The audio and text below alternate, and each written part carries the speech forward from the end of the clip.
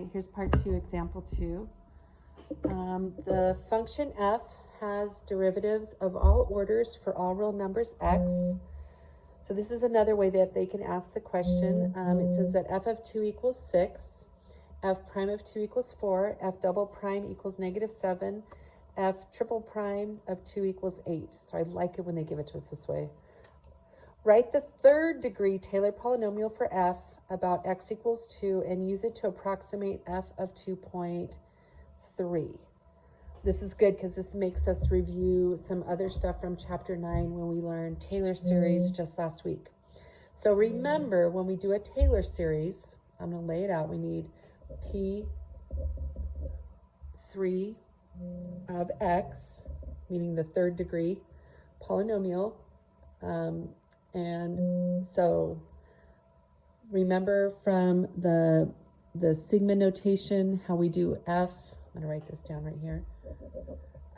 F to the n derivative of x, or a, actually it would be a, over n factorial, and then it's x minus a to the n, right? That's what we're plugging into for up here, just to remind you.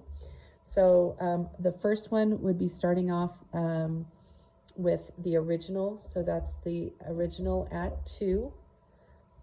It would be the x minus 2 to the 0 power over 0 factorial. That's why I'm not writing it all. Those would cancel out. Plus the next one would be the first degree at 2 with x minus 2 over 1 factorial. So 1 factorial to match the derivative and the power here. I just didn't write them because they're onesies. The second derivative at 2 over 2 factorial and x minus 2 squared. The third derivative, remember it said degree 3, of 2, x minus 2 cubed, all over 3 factorial. So there's my game plan.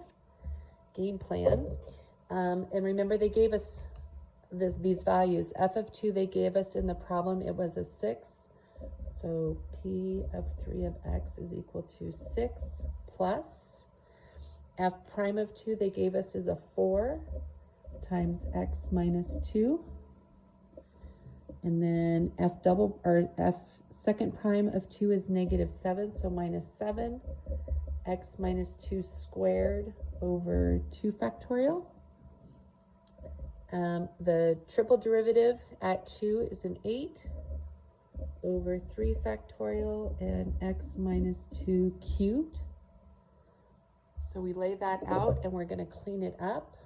Actually, we don't have to clean it up. I lied. Less is more sometimes in calculus, otherwise we mess up. So we're going to take it to right there. You could take it farther if you wanted to, but I'm not going to. It also asked us to approximate f of, what did it say, 2.3? So all we're going to do is we're going to plug in 2.3 for all the x's in what we just wrote. So 6 plus 4 times 2.3 minus 2 minus 7 over 2 factorial is a 2. 2.3 minus 2 squared plus 8. 3 factorial is a 6. 2.3 minus 2 cubed. And then let's just say, for fun, they let us use a calculator because I am not doing that right now. I'm tired. So put that in your calculator. It would be 6.921. There's no way they would expect us to do that, I don't think, without a calculator. So that would be part A. Part B asks us, put my paper around, it says the fourth derivative of f satisfies the inequality, and this says the fourth derivative of x is less than or equal to 9 for everything from 2 to 2.3. Use the Lagrange error bound, see it's telling us to use it, on the approximation for f of 2.3, that's what we just did, found in part A, to find an interval from A to B such that f of 2.3 lies in between those. So, much like we just had done. So remember, in part A, we did the P3 of x. I'm using the formula that we just learned for Lagrange, minus f of x. That should be less than or equal to. And then remember I said, if this is a 3z's, this over here is going to be one more. So it's going to be f fourth derivative of x over 4 factorial and x minus 2, because remember we're centered at 2 to the 4th. So that's the part that we have to have memorized. We have to remember this setup. Okay? Alrighty, so now this is the error.